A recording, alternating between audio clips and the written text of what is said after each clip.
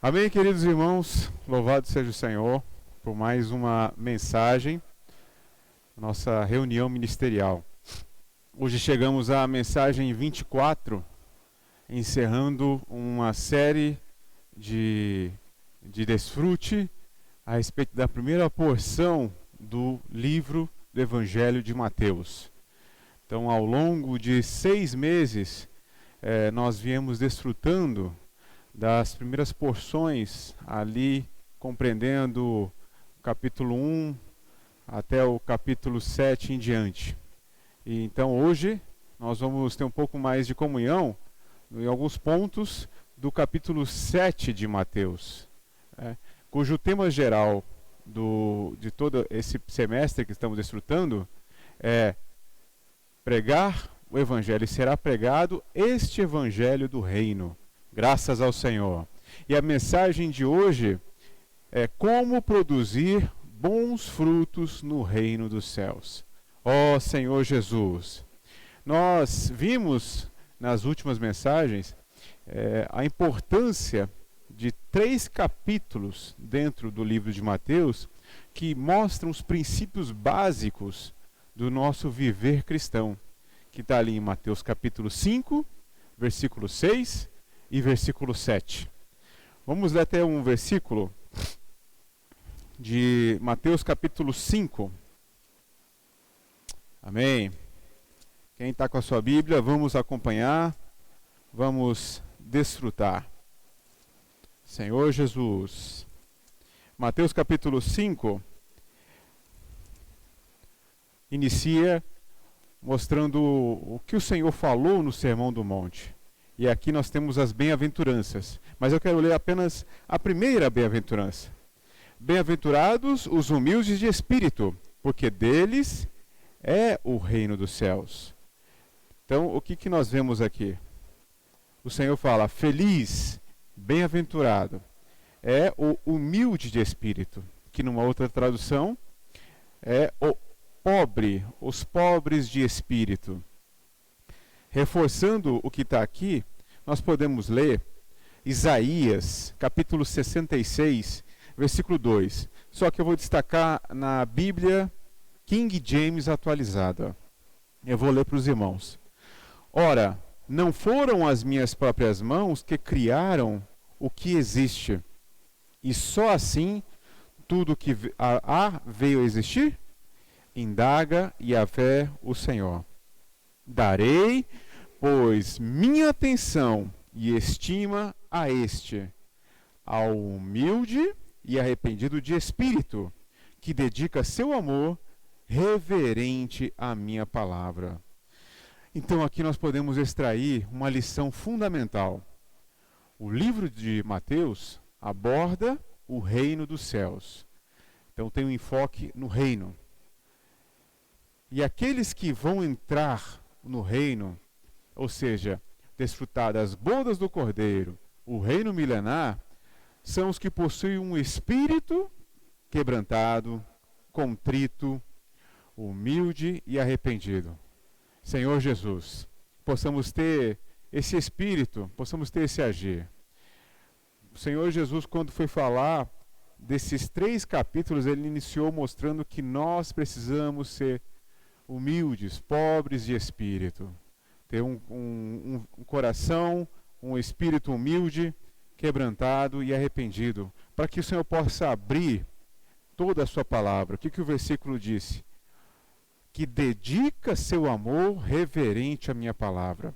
Nós não podemos entrar nessa porção de qualquer maneira. Precisamos ter uma atitude correta. Isso que o Senhor possa nos iluminar. E o que nós vemos no Evangelho de Mateus? Indo lá para os versículos em diante, versículo 13 de Mateus 5, até o versículo 16, ele traz aqui 2 aspectos que correspondem ao papel fundamental, principal de um cristão, que é influenciar as pessoas. Então o Senhor Jesus, ele mostra que nós, como seus filhos e seus irmãos, estamos aqui nessa terra para influenciar as pessoas, não ser influenciado por elas. Aqui é um papel importante também que os jovens precisam perceber. A nova geração precisa compreender e focar, não deixar ser influenciado pelos seus amigos, mas sim influenciá-los por meio da palavra e por meio de um viver que agrada ao Senhor. Então, nessa porção, versículo 13 em diante, fala sobre o sal da terra, nós já vimos esses versículos, e a luz do mundo. O sal da terra, nós sabemos que o sal ele serve para temperar, dar sabor. A vida humana, sem a vida de Deus, sem o tempero de Deus, é sem sabor, é desinteressante, é sem sentido. E a pandemia veio mostrar isso claramente para nós. Muitas pessoas que, depositando sua esperança em pequenas experiências de alegria, veio um conflito maior, uma pressão maior que veio, como a pandemia trouxe na sociedade, começou a despontar o que nas pessoas? Crise de ansiedade, depressão, e um vazio. E viram que tudo aquilo que havia construído chegou um momento que ficou em choque com a realidade. O fim daqueles que não têm o Senhor é justamente esse: ter uma vida sem sentido, sem sabor. Porque a real felicidade está onde? Está no Senhor. O Senhor é a nossa alegria. Mas nós que temos o Senhor, não podemos apenas pegar isso para nós. Aqui o Senhor está falando que nós temos um comissionamento, influenciar as pessoas, levá-las a ter também esse tempero, a ter também um sentido na sua vida. E muitos estão aí apenas esperando que a gente chegue e faça uma oração, que a gente chegue e apresente a palavra, que muitas vezes é ouvir o que a pessoa está passando e ali fazer uma singela oração. Isso muda o coração, muda a atitude. Isso é o tempero que nós colocamos na vida delas. E da mesma forma, a luz do mundo. O Senhor não nos colocou aqui apenas para receber, mas é para também iluminar. Recebemos a luz, somos ajudados pelo Senhor a tratar com a nossa vida da alma, tratar com o nosso ser. A luz do Senhor ilumina todas as nossas trevas. Mas não é só para nós. Essa luz precisa raiar. Senhor Jesus, essa luz precisa alcançar as pessoas. Então não podemos esconder a nossa luz. Pelo contrário, nós temos que acender a nossa luz. Então, quando saímos na pregação do Evangelho, deixa a luz brilhar. Vamos orar pelas pessoas. Vamos, Senhor Jesus, aproveitar todas as oportunidades. E indo lá para Mateus, capítulo 7, que é o que eu vou focar aqui nessa mensagem, nós vemos a primeira porção do versículo 1 ao versículo 5, cujo primeiro versículo diz: não julgueis, para que não sejais julgados. O alimento diário dessa semana, ele nos apresentou quão importante e sério é não julgar. Ele falou uma frase muito interessante: não somos senhores de ninguém. O que mais danifica a igreja é isto: críticas, julgamentos, maledicências, fofocas.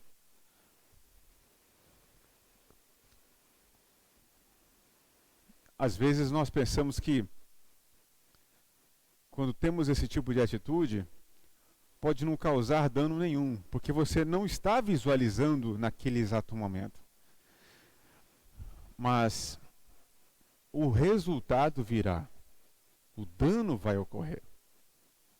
O Senhor está nos alertando que nós não podemos criticar, julgar, porque a gente não sabe o que o outro está passando. Mas nós temos uma forte tendência, em virtude do nosso natural, da nossa natureza pecaminosa, de fazer o quê? De julgar, de apontar o dedo. Falta-nos muito empatia e compaixão. E o Senhor Jesus, quando veio aqui na terra, esse foi um aspecto que ele procurou expressar. Lá em Mateus 9, fala que ele compadeceu-se das multidões, vendo que elas estavam aflitas, estavam exaustas. No meio de uma sociedade tão corrida que estamos vivendo, o tempo está ficando escasso. As pessoas com muitas aflições. E até mesmo muitos cristãos nessa situação. Será que ajuda nós criticarmos? Será que ajuda nós fazermos um comentário danoso? O livro de Isaías, capítulo 11, versículo 3, na versão Nova Almeida atualizada, diz assim: ele terá o seu prazer no temor do Senhor. Não julgará segundo a aparência, nem decidirá pelo que ouviu dizer, mas julgará com justiça os pobres e decidirá com equidade a favor dos mansos da terra. Então, nessa versão, Isaías 11, 3, fala que não julgará segundo a aparência, nem decidirá pelo que ouviu dizer. O que é isso? Olha, traduzindo, nem decidirá pelo que ouviu dizer, não fará fofoca. O que é uma fofoca? É você que não participou da situação, ouviu o relato do outro, mas um relato que não edifica. Porque comunhão é quando a gente busca ajuda com alguém que pode nos ajudar, com algum irmão ou irmã que pode nos ajudar. Inclusive, irmão busca comunhão com o irmão. Irmã busca ajuda, apoio, conselho com irmãs. Só que aqui nós vemos que o que é uma fofoca? É eu relatar um assunto, é um episódio, um fato, para alguém que não poderá ajudar na situação. Então eu estou espalhando um assunto e não procurando resolver a situação. Aí, aquele que está ouvindo vai julgar pelo que ouviu dizer. E isso é correto? Imagine você que está recebendo uma fala, uma fofoca. O que fazer? É adequado ficar ouvindo isso? Senhor Jesus, irmãos, nós precisamos perceber que isso é sério diante do Senhor. O Senhor quer nos levar a edificar a sua igreja, mas ainda nos apegamos a coisas que atrapalham essa edificação, a ficar julgando um ao outro. Uma edificação, na edificação da casa de Deus, o fator importante e primordial é a unidade. Se nós não tivermos unidade, como haverá edificação? Como haverá um reino? Como o Senhor se expressará no reino dos céus nessa terra, se nós, seus filhos, não estamos vivendo na unidade? Pelo contrário, estamos julgando um ao outro. Que o Senhor nos liberte disso. Paulo falou em Filipenses capítulo 2,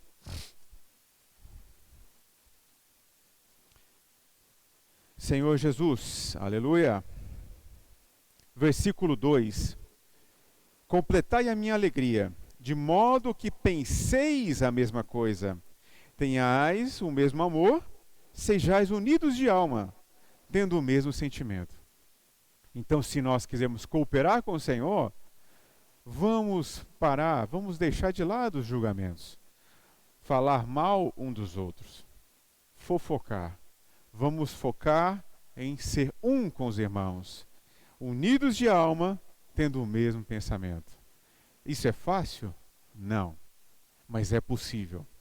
Na vida de Deus, o Senhor pode transformar-nos, nos levando a negar a nossa vida da alma, o nosso ser natural, para conquistar, para perseverar a unidade do espírito e da alma, né? Nós temos a mesma alma, o mesmo sentimento. Louvado seja o Senhor. Voltando lá para Mateus, capítulo 7. Mateus 7.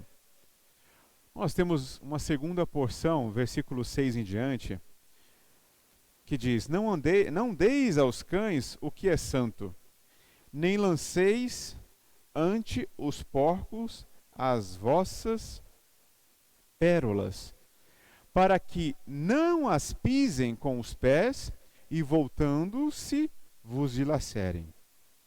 O princípio, perdão, o princípio que nós podemos destacar nessa porção é que o Senhor quer gerar em nós um espírito de discernimento.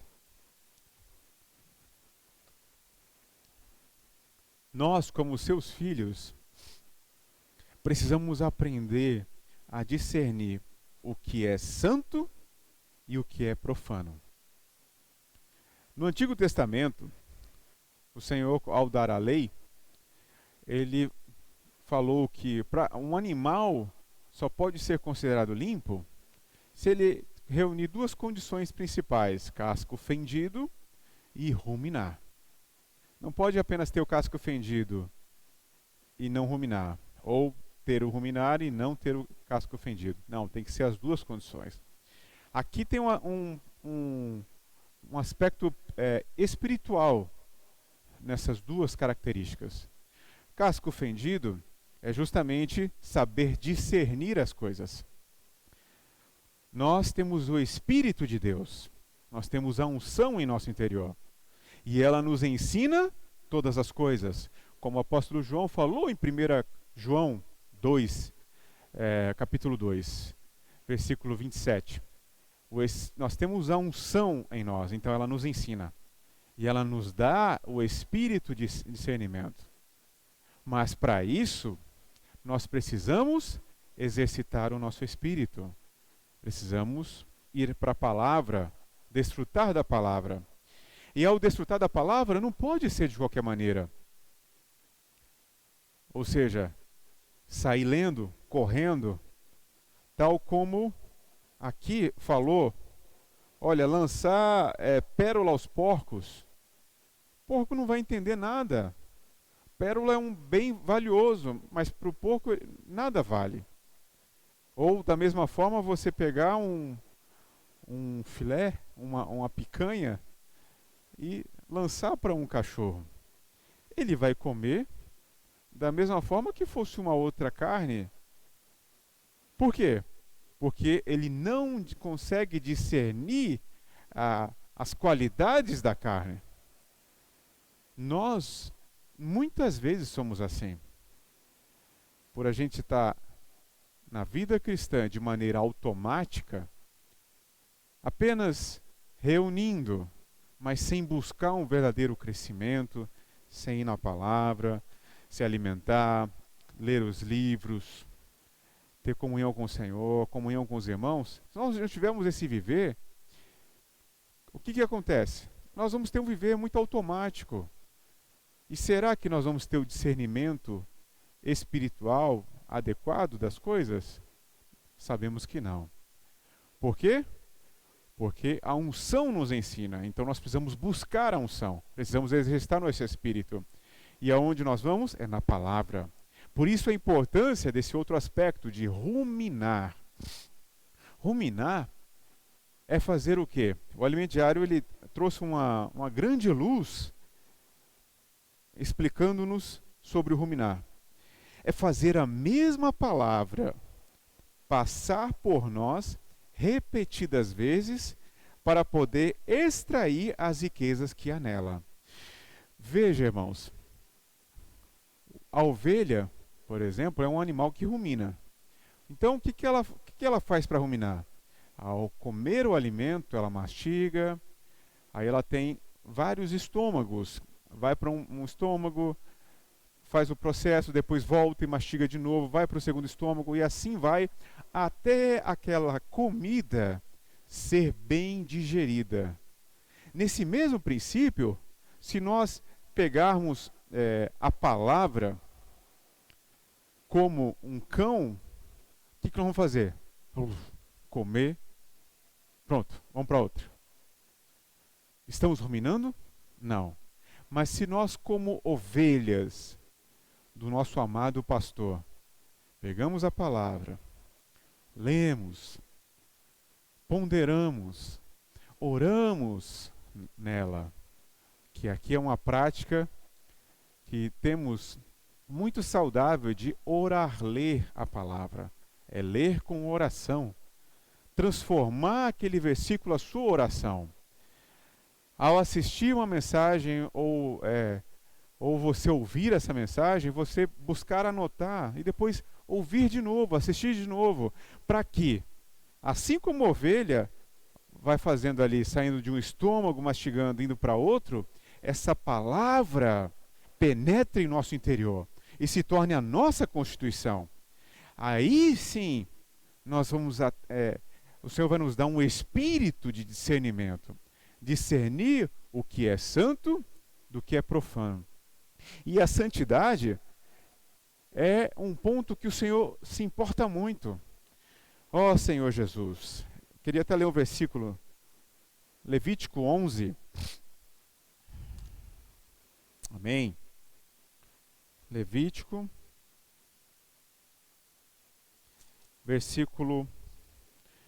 capítulo 11, versículo 44. Fala: Eu sou o Senhor, vosso Deus. Portanto, vós vos consagrareis e sereis santos, porque eu sou santo.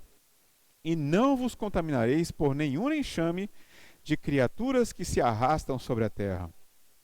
Olha o versículo 45. Eu sou o Senhor que vos faço subir da terra do Egito, para que eu seja vosso Deus. Portanto, vós sereis santos, porque eu sou santo. Versículo 47. Para fazer diferença entre o imundo e o limpo, e entre os animais que se podem comer e os animais que se não podem comer. Então, o Senhor dá valor à santidade daqueles que se achegam a Ele. Então, que possamos ter esse espírito de discernimento e nos consagrar ao Senhor com total santidade a Ele. Vamos voltar lá para Mateus 7.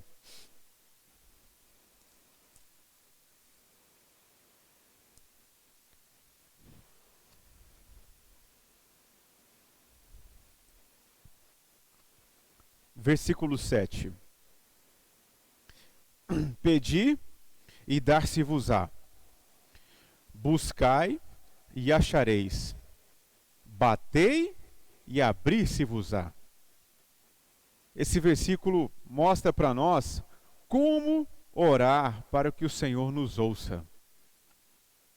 Versículo 8. Pois todo o que pedes e o que busca encontra, e a quem bate, abrir-se-vos-á. Então o Senhor nos mostra um caminho nessa porção de como orar para que o Senhor ouça a nossa oração. Precisamos ter um coração adequado. Precisamos primeiro, aprender a pedir a quem pode dar. Quem é? Deus, nosso Pai. Nós precisamos fazer chegar a Ele todas as nossas petições, nossos conflitos, nossas ansiedades, nossas dificuldades. Não é fácil, irmãos. Muitas vezes tem momentos que a gente está ali sentindo uma opressão no nosso interior, sentindo um estresse, um cansaço, uma correria do dia a dia. Eu até me preocupo porque nós estamos chegando cada vez mais próximos à volta do Senhor. E a sensação que eu estou tendo, até na minha experiência, é: o tempo está escasso. Está corrido as coisas. Isso deve soar um alerta em nós. Se nós temos aquele espírito de discernimento na porção anterior que eu compartilhei, vamos perceber que nessa correria, nesse cansaço, nessas nossas crises de ansiedade, o inimigo pode se aproveitar e nos afastar do Senhor e dos irmãos e da vida da igreja, né, das reuniões. Por quê? Muito na correria, nós vamos falar o que? Não posso participar. Não posso participar. Não posso participar. E aí vamos ficando, nosso depósito da palavra vai ficando escasso. Porque não é apenas, não, eu vou aqui desfrutar na minha casa, eu vou ler.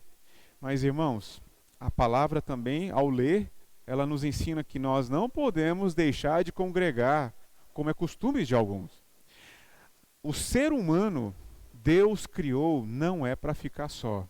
Tanto é assim que quando criou Eva, quando ele viu Adão sozinho, ele falou, não é bom que o homem esteja só. Então o Senhor não nos criou para ficar só. Precisamos da coletividade.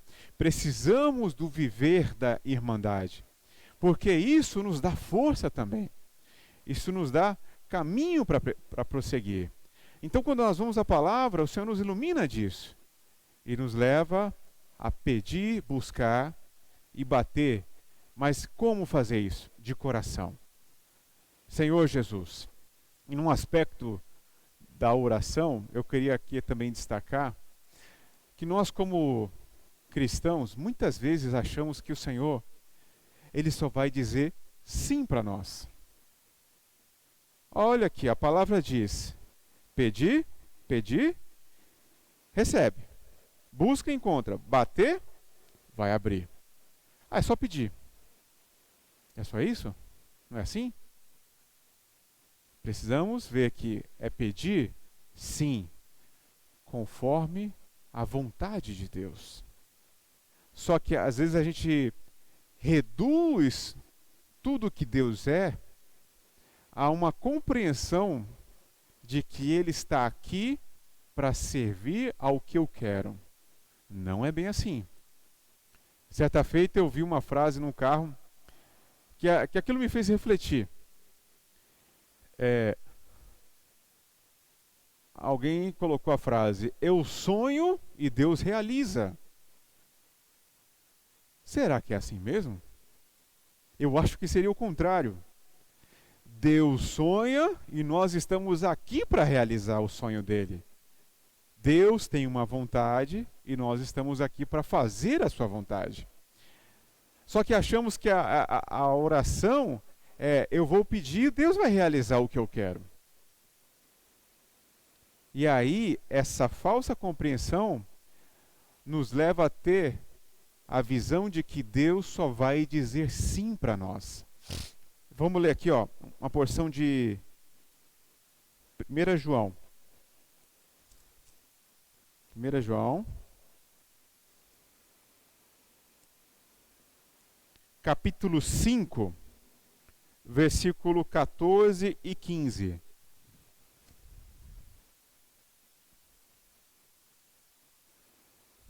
Amém? E esta é a confiança que temos para com Ele, que se pedirmos alguma coisa segundo a sua vontade, Ele nos ouve. E se sabemos que Ele nos ouve quanto ao que lhe pedimos, estamos certos de que obtemos os pedidos que lhe temos feito. Então, pedir, bater e buscar de coração ao Senhor. E aí, quando nós fazemos isso, o Senhor vai mostrar para nós a sua vontade. E como eu disse, aí há momentos que o Senhor pode dizer não para nós. Na experiência, ali você está esperando um sim e Deus diz não. E o que você vai fazer? Vai ficar bravo, chateado, indignado, revoltado com Deus? Esse é o caminho adequado? Que o Senhor nos ilumine a perceber que o Senhor quer fazer a sua vontade na nossa vida. E a sua vontade é boa, perfeita e agradável. E uma grande experiência de alguém que recebeu um não, foi o próprio Senhor Jesus. Sabia que por causa do não que ele recebeu, nós estamos aqui hoje. Se não fosse o não que Deus Pai deu a ele, nós não teríamos a sua vida dentro de nós. Veja quão sério é isso. Por quê? Porque quando o Senhor Jesus foi orar, próximo da sua partida, ele foi orar no Getsemane, ele mostrou a sua petição, ele mostrou o seu conflito, o seu momento de angústia para Deus Pai. Pai, se possível, passa de mim este cálice. Mas essa foi a oração, mas não parou por aí. Todavia, não seja como eu quero, e sim como tu queres. Qual era o cálice? O cálice era a morte. O Senhor Jesus, ele veio para esse propósito, sabia disso. Mas naquele momento, ele fez uma oração a Deus para que o livrasse dessa experiência. O que aconteceu? Deus não o livrou. Então Deus disse não para ele. Por quê? Porque a vontade de Deus era que o Senhor Jesus morresse. Um sofrimento tamanho numa cruz, pregado, jorrando sangue, horas de dor. Mas para que, por meio da sua ressurreição, tornasse o Espírito que dá vida e o Espírito entrar nas muitas pessoas. E agora temos a igreja, temos os seus filhos. Então veja, um não que gerou muitos grãos. Então, ao termos a experiência de oração, não vamos só buscar o sim, mas vamos principalmente buscar a vontade do Senhor. E o Senhor pode dizer, na sua experiência, um não. Mas saiba que aquele não, ele pode depois gerar os muitos frutos, os muitos grãos. O mais importante, seja sim ou não, é nós buscarmos fazer a vontade de Deus. Pedir, bater, buscar com o coração adequado ao nosso Senhor. Aleluia! Senhor Jesus. E aí, voltando lá para Mateus, capítulo 7.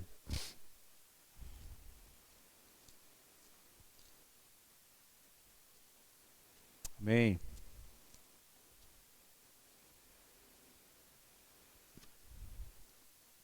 Versículo 13 e 14, diz: entrai pela porta estreita, larga é a porta e espaçoso o caminho que conduz para a perdição.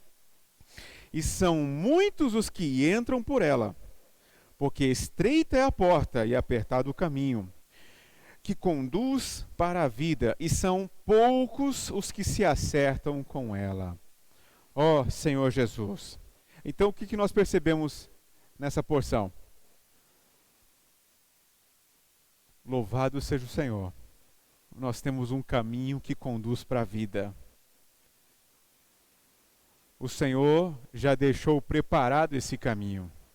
Basta nos percorrer. Temos uma escolha à nossa frente. Se o nosso desejo é produzir bons frutos no reino dos céus, nós temos que escolher o caminho adequado. Porque se escolhemos o caminho errado, o resultado são frutos errados. E nesses dois versículos, mostra-nos o caminho certo e o caminho errado. O caminho certo é entrar pela porta estreita e andar pelo caminho apertado. O que é isso? Porta estreita, caminho apertado. É um viver de restrição. É seguir ao Senhor negando a si mesmo, tomando a sua cruz, não fazer a sua própria vontade, mas a vontade de Deus. Esse é um viver de um filho de Deus que anda pelo caminho apertado, o caminho certo. Por outro lado, o há o caminho errado, que é aquele caminho fácil, sem restrição. É o que faz, é o caminho que a pessoa faz o que é bem parecer, o que bem parecer aos seus próprios olhos. Aí eu pergunto, qual é o caminho que Deus aprova? Nós sabemos a resposta, não é? Ao olhar para a nossa experiência, às vezes a gente pode pensar, puxa, que tantas restrições, mas a restrição de Deus é bênção para nós, é um guardar. O Senhor, Deus, quando colocou Adão e Eva no jardim, Ele colocou uma restrição ali. Olha, cultive e guarde, mas aquela árvore, que é a árvore do conhecimento do bem e do mal, não coma, tá? As outras árvores, as demais, coma livremente, mas aquela ali, não coma. O que é isso? É uma restrição. E a restrição foi para quê? Para que não entrasse a morte, o pecado na vida de Adão e Eva. Mas eles não obedeceram àquela restrição. Então, quando o Senhor nos restringe, vamos enxergar como uma bênção do Senhor, porque nós estamos no caminho certo. Agora, se a nossa vida não tem restrição, fazemos o que achamos melhor, o resultado vai ser o quê? Perdição eterna. Mas aqui, perdição eterna não está falando o inferno, o lago de fogo. Primeiro que nós temos que identificar que é uma porção direcionada aos discípulos, ou seja, a nós, aos cristãos.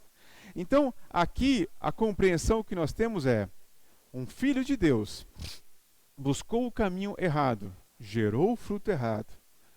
A sua obra, tal como fala em 1 Coríntios 3,15, será queimada pelo fogo. Contudo, essa pessoa será salva. Porém, ela sofrerá uma restrição muito maior do que a gente está passando aqui agora. Ela sofrerá uma punição dispensacional de 1000 anos, que correspondem às trevas e ranger de dentes. Então, o caminho que nós escolhemos agora poderá e vai dizer qual será o nosso futuro, onde nós passaremos os 1000 anos, seja de trevas e ranger de dentes, ou reino milenar com o Senhor. Então vamos buscar o caminho adequado. Vamos aceitar as restrições do Senhor e enxergar como um cuidado, uma direção que o Senhor está dando na nossa vida. Amém? Aleluia. Continuando, Mateus capítulo 7, versículo 15 em diante, fala: acautelai-vos dos falsos profetas, que se apresentam disfarçados em ovelhas, mas por dentro são lobos roubadores. Pelos seus frutos os conhecereis.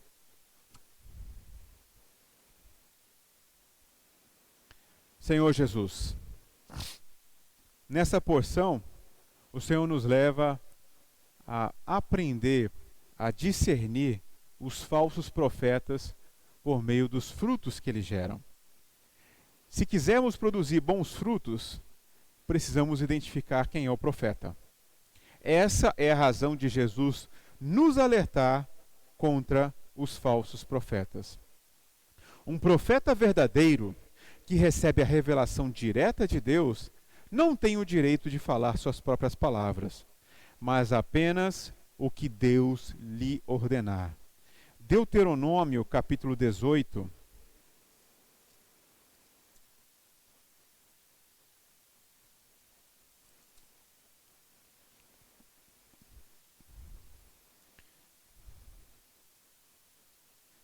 Versículo 18, diz: se suscitar-lhes-ei um profeta do meio de seus irmãos, semelhante a ti, em cuja boca porei as minhas palavras, e ele lhes falará tudo o que eu lhe ordenar.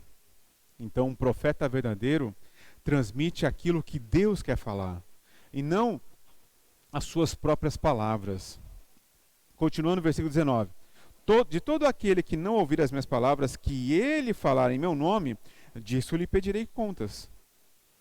Porém, o profeta que presumir de falar alguma palavra em meu nome, que eu não lhe mandei falar, ou que falar em nome de outros deuses, esse profeta será morto.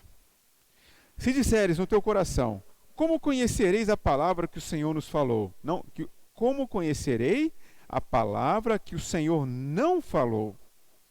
Sabe que, quando esse profeta falar em nome do Senhor, e essa palavra se não cumprir, nem suceder como profetizou, esta é a palavra que o Senhor não disse. Com soberba a falou o tal profeta. Não tenhas temor dele.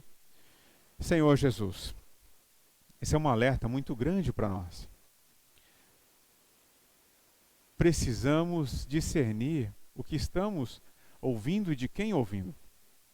No cristianismo, em geral, tem muitos profetas falando muitas palavras, e muitas daquelas que nos traz uma alegria momentânea, não é? Mas não nos leva a avançar, não nos leva a cumprir a vontade de Deus. E o que é mais essencial é justamente isso, fazer a vontade de Deus. A pergunta é: a palavra que temos ouvido nos estimula a sair para a pregação do Evangelho, a cumprir a vontade de Deus? Então, quando nós ouvimos alguma palavra aí fora, pergunte para si mesmo: essa palavra está me fazendo sair como sal da terra, como a luz do mundo na vida das pessoas?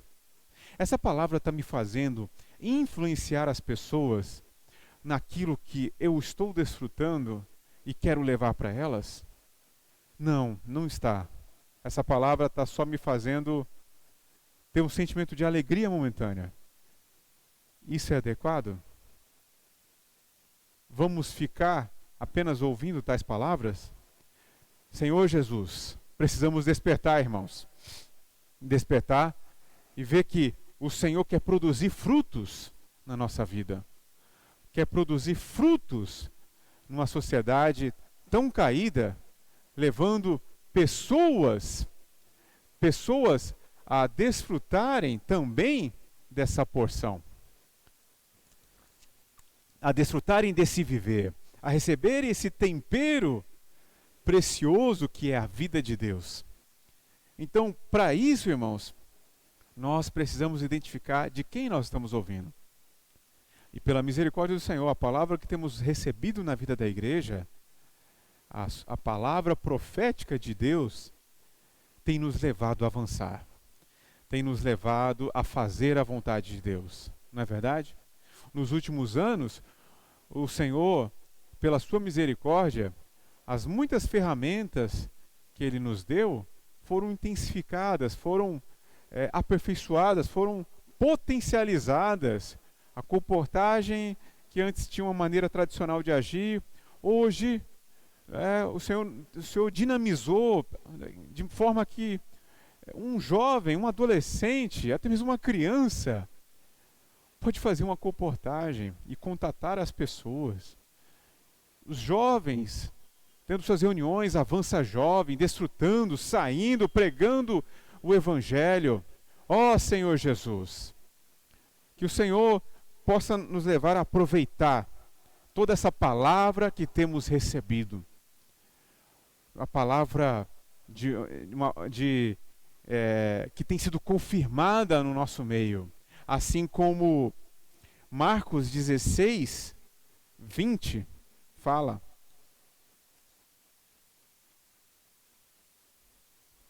Marcos, capítulo 16, versículo 20. E eles, tendo partido, pregaram em toda parte, cooperando com eles o Senhor e confirmando a palavra por meio de sinais que se seguiam. Amém? Então, que o Senhor nos leve a discernir aquilo que temos ouvido, recebido, no cristianismo em geral, para que possamos buscar de fato e de verdade a palavra que nos leve a fazer a vontade do Senhor, que nos leve a cumprir o seu propósito, a pregar o evangelho, a falar de Deus para as pessoas.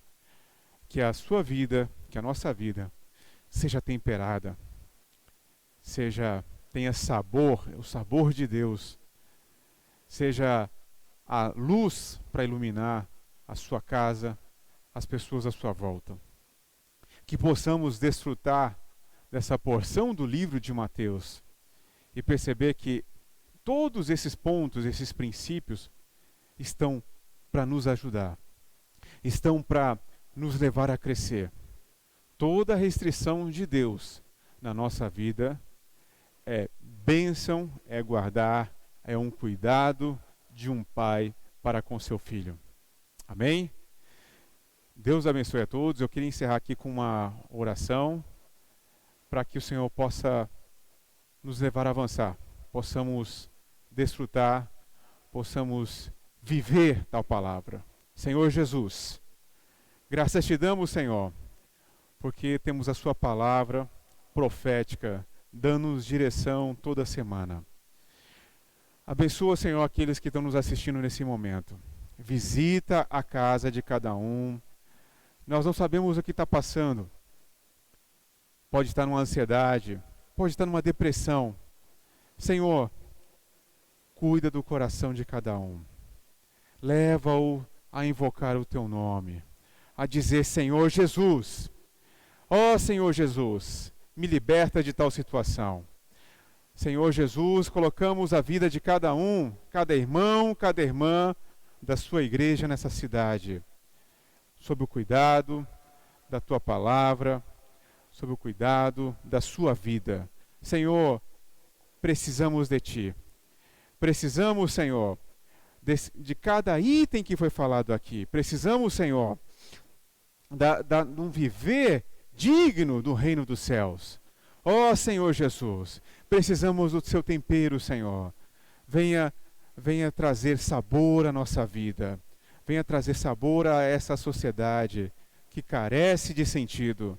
Senhor, leva-nos, desperta-nos, Senhor, a influenciar as pessoas, a sair na pregação do Evangelho, a cuidar das pessoas que estão aflitas e exaustas, sem pastor. Ó Senhor, gera em nós compaixão, gera em nós empatia, porque queremos, Senhor, fazer a tua vontade. Desperta nosso interior a não ver somente o nosso ser, mas ver muito mais. Senhor, ver que o Senhor tem uma vontade boa, perfeita e agradável. Deus abençoe a todos. Jesus é o Senhor.